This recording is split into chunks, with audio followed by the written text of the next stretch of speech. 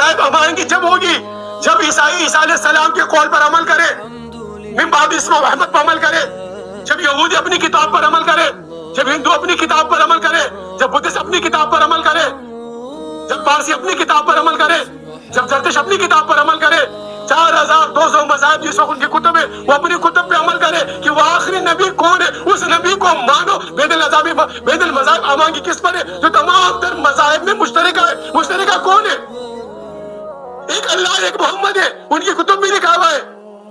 اور بین المذاہب کے نام پر مسلمانوں کو آپس میں بس ایک چیز پیدا کر دی جاتی ہے، ایک سازش ہو رہی ہے عالم اسلام کے خلاف بین المذاہب کے نام پر۔ نہیں جی وہ عیسائی برادری ہے، وہ ہندو برادری ہے، ہم سب متحد ہیں۔ ارے بین المذاہب یہ نہیں ہے بھائیو، بین المذاہب وہ ہے جو ان کی مذہبی کتب میں لکھا ہوا ہے۔